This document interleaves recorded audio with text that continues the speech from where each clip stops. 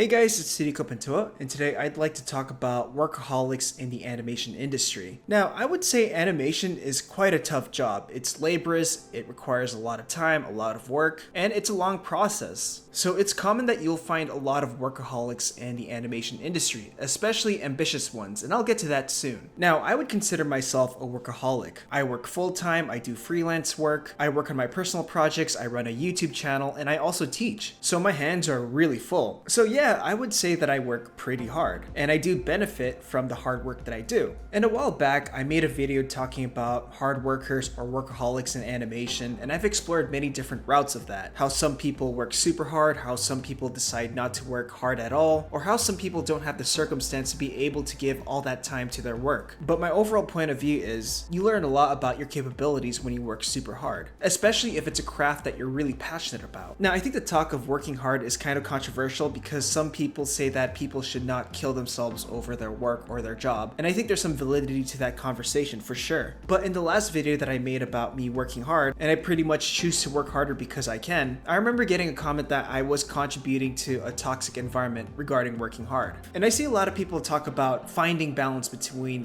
life and work and all that, and I think the meaning for balance is different for everyone. So you know what? I have my work life, I have my social needs, I have my physical needs, and I make space for free time. But personally, I do feel a little imbalanced, and that's because of many other reasons. But to some people, it could just be physical health, mental health, social health, etc., etc. And also, another thing that I want to point out is I think ambitious people are pretty much imbalanced people to begin with. So let's say an ambitious person has a really strong goal that they want to be a showrunner or director for a feature film. They'd probably have to work much harder than a lot of other people. They're probably going to spend more time on working towards that goal rather than focus on other things. While I do think that idea and the overall statement of finding balance is overpreached, we should always find ways for ourselves to recalibrate, to rejuvenate, and to gain perspective. Basically giving space to figure out our other needs. Now, the reason why I'm making this video right now is to point out some things that I've noticed, some toxic things that can be life-lasting and almost permanent due to the result of being a workaholic.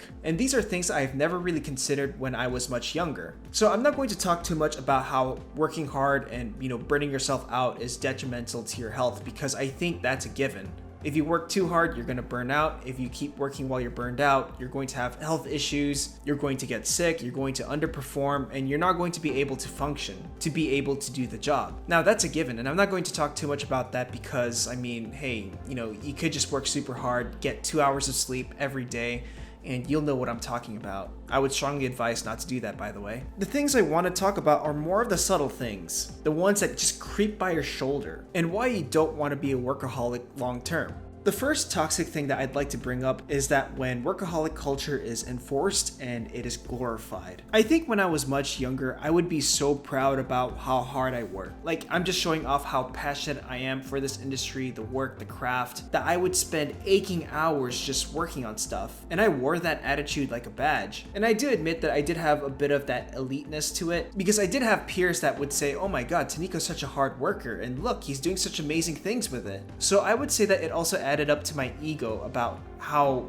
hard I was working. And when I had a peer or classmate or coworker that would question how hard I work and, why it was so unnecessary that I was doing it, I would get so defensive about it, and I would point out how I'm working harder than them. And of course, that's uncalled for. But here's the thing, I personally never enforced it. I never said everyone should work as hard as me. But yeah, I would get defensive when someone criticized my lifestyle of working hard. So I've worked with supervisors who said stuff like, if you aren't working as hard as I am, working weekdays, getting 6 hours of sleep per day, staying till midnight at your office, you should leave this industry. And then you see some people bragging about how hard they work, how little sleep they get, and how they're doing it for the passion of the craft. Like, they're claiming they love the craft so much that they're willing to spend all their energy and their time on it. And there are people like that. First of all, if you're bragging about how little sleep you get and how much your life sucks, you look like an idiot. Why would you brag about having a miserable, burned out lifestyle? Now, if you choose to go above and beyond, work super hard, and be a workaholic, I think that should be a choice. I don't think that should be enforced in the culture of our animation industry. We should always find ways to make our animation industry and our work stable. So that means finding ways to work smarter, agreeing to a realistic quota, and if there's a pitfall in the workflow or the pipeline and the schedule, find ways to address it.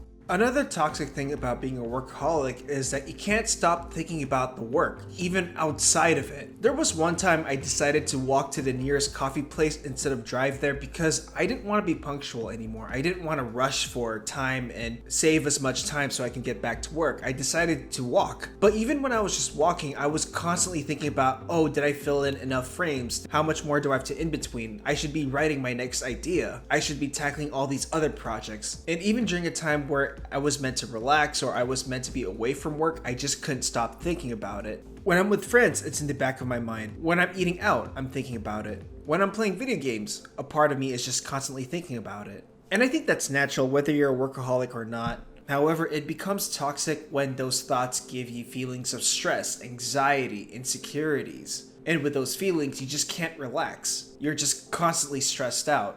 Like if you're out with friends and you just wanted to have a good time, but you just can't, it sucks knowing the reason is because of work, that you're constantly thinking and you're stressed about work. And I think that's a sign of a long-term workaholic. So the only recommendation that I've been trying to practice myself is that you set a day or two where you decide not to work at all. Not on personal projects, not for work, not anything related to your craft. And that is super hard, especially for ambitious or workaholics. But it's also getting into the habit of knowing when to stop working if you're a workaholic and when you should focus on other things, whether it's errands, whether it's family time, or fulfilling other needs. And then when you get good at that, maybe you can implement more of that into your everyday life. So maybe you only work during work hours or during the day, and then at night or early evening, you do other things outside of work. But hey, if it doesn't stress you out, you actually find joy in it, then I guess it's not really that much of a big deal.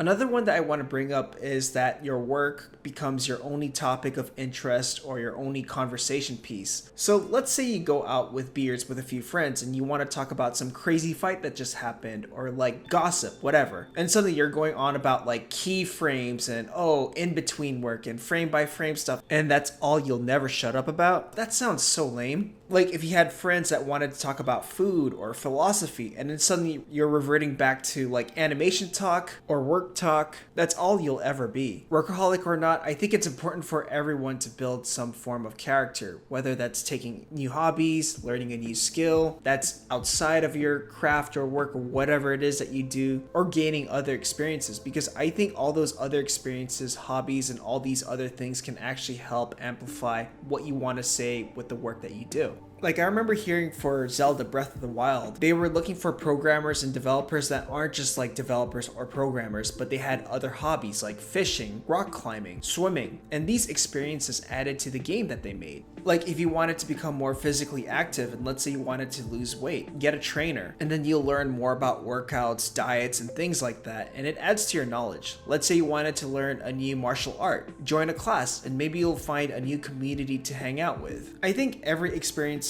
builds character. You learn a lot of lessons from it, and those lessons can eventually be applied to the work that you do and the things that you want to say with the craft that you do. I mean, it's all about expanding your scope and not be as tunnel vision or narrow-minded, an effect from being a long-term workaholic.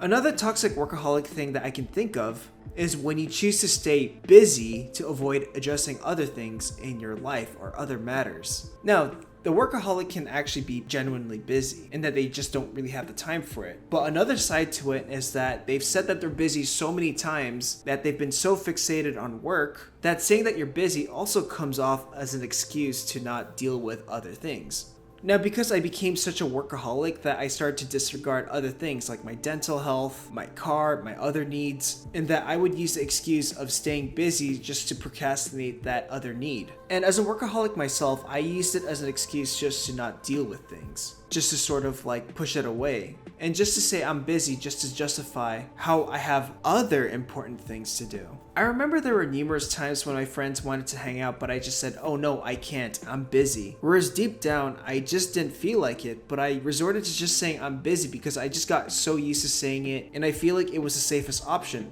It gave the impression that I was preoccupied, and I didn't need to explain myself. Whereas I should have just said, hey, I just don't feel like it, and that could lead to more genuine relationships.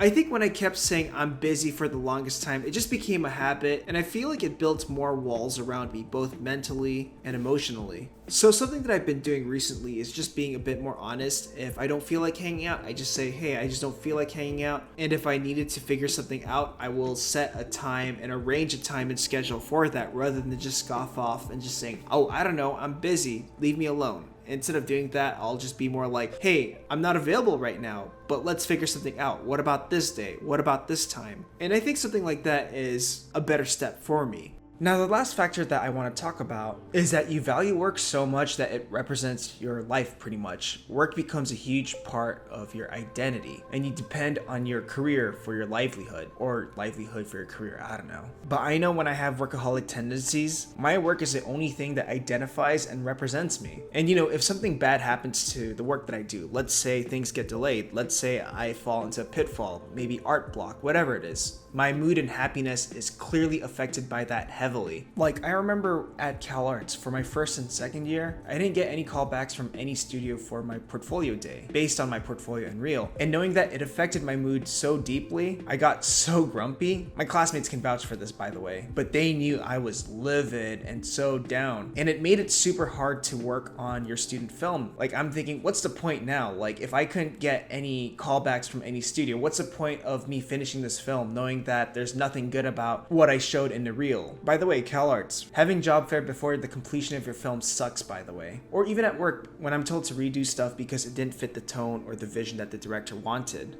Like, a small part of me have these small tendencies of just going, I want to quit, that kind of thing. And the thing about being a workaholic is that you get tunnel visioned. So even the slightest of all problems can really just demotivate you. And even though there's a lot of good things that are happening in the world, your surrounding, your life, things outside of work, and you can't enjoy it because of the small issue that you have with work, that kind of sucks. But you know what? I don't think it's bad for people to have work represent who they are. Like people like Hayao Miyazaki, or other people who are clearly passionate and really love the work that they do. It is a huge part of their identity. But one workaholic that I can think of that I know personally is my dad, who even when we go out on family outings, he's always on the phone. When we're walking around the mall, he's always like a few meters behind looking at his phone. And I realized it's a habit that I picked up too. Something about my dad too is that he retired, but then he found work at a smaller company because that's a part of him that makes him feel validated, that makes him feel useful. So for some people, it is a way of self-validation.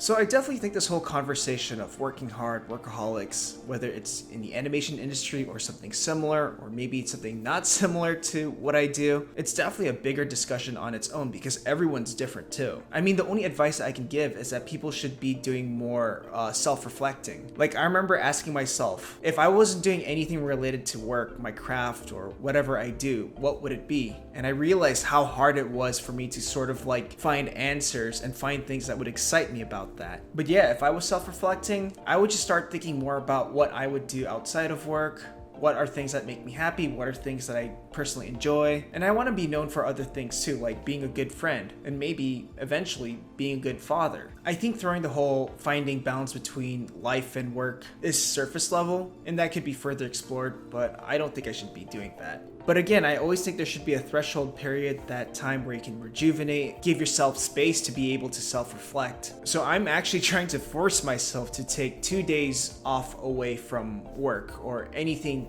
that I do related to animation. But again, it's so hard because hand-drawn animation is such a laborious piece of shit. So now my opinion, should workaholics be glorified in the animation industry? I personally think people who put themselves so much into the craft and all of their passion into their work, and it shows like the work that they do is really good, I think that should be commended. I think people who blame other people for working hard and setting an unrealistic standard, you're not really helping the situation at all. And when you say that it comes from a very noble perspective where you want to look out for everyone else, you also need to understand that point of view of that person who decides to go above and beyond. Like, maybe they have a legitimate reason. So for me, for example, there's many reasons why I chose to work super hard. The first one being it was the fear of failure. Being on a visa, I had to do everything that would secure my stay and my career opportunities here in the United States. Number two, I used staying busy or working hard as a distraction to sort of avoid dealing with other things that were crucial in my life or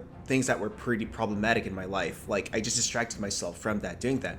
And number three, I'm pretty ambitious. Like, I do want to stand out, I do want to tell my own stories, and I do want to build up that career ladder. So of course I had to go above and beyond in terms of the work output that I would do, and I want to get recognized for that.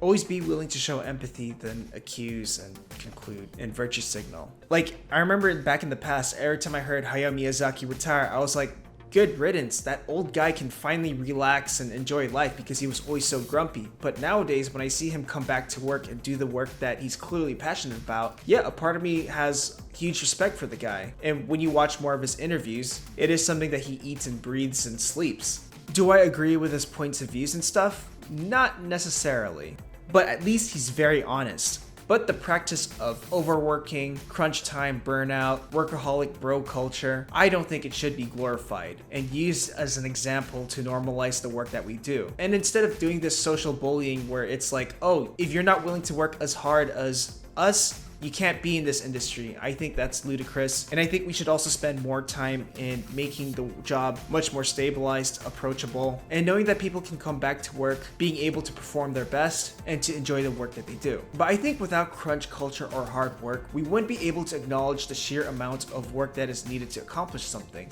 But it also opens doors for discussions of finding ways to work smarter and to make our lives easier. Anyways, that's all I want to talk about. Bye.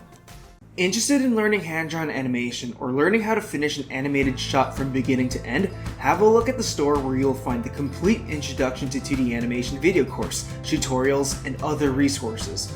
Learn classical animation approaches, drawing, lectures, techniques, and other process videos. Visit the store through the link in the description below.